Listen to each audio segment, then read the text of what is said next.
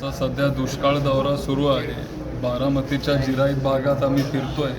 हा निम्मा दौरा संपला आहे, पण बरेच अडचणी होते. शेतकऱ्यांचे, नागरिकांचे बरेच प्रश्न होते. त्याच्यामुळं आम्हाला सगळ्यांना वाटलं की आपण इथं आलं पाहिजे, त्यांना भेटलं पाहिजे. खरं तर प्रांत साहेबांना भेटायचं होतं, पण अचानक काही कारणामुळे ते इथं राहू शकले नाही.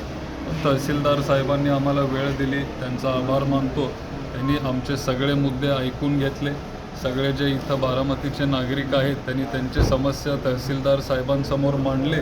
व्यवस्थित त्यांनी ऐकून घेतलं आणि एक विश्वास आहे की ते 100% एक मार्ग काढतील. काय काय समस्या होत्या? जास्त करून म्हणजे काही सगळ्या गावांचे वेगळे समस्या होत्या, पण जास्त करून पाणी टंचाई आहे. बऱ्याच गावांमध्ये टँकर आपल्याला सुरू करावे लागतील.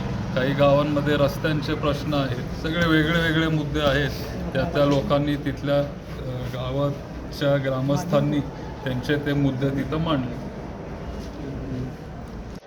दादा, पंतप्रधान साहेबांनी एक घोषणा केलेली आहे, त्यामध्ये काटकसरीने आवाहन करण्याचे देखील हे केले. त्यामुळे राज्यभरात नागरिकांमध्ये एक थोडेसे चिंताजनक वातावरण त्या ठिकाणी दिसते.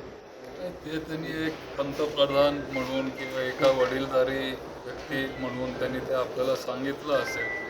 पण बघू आता इथून पुढं काय होतंय. त्याच्यावर अजून त्यांच्याकडून अजून काही सूचना किंवा स्टेटमेंट आले. आपलं काम आहे की आपण त्यांचं ऐकलं पाहिजे. पंतप्रधान हे कुठल्याही एका पक्षाचे नसतात, पण ते आपल्या देशाचे असतात. आपण त्यांना तिथं निवडून दिलेलं आहे. भारताच्या जनतेने त्यांना तिथं पाठवले. त्याच्यामुळे जेव्हा ते एखादं आव्हान करतात आपल्याला, ते आपल्या हिताचंच ते विचार करून ते तसं आव्हान करत असतात.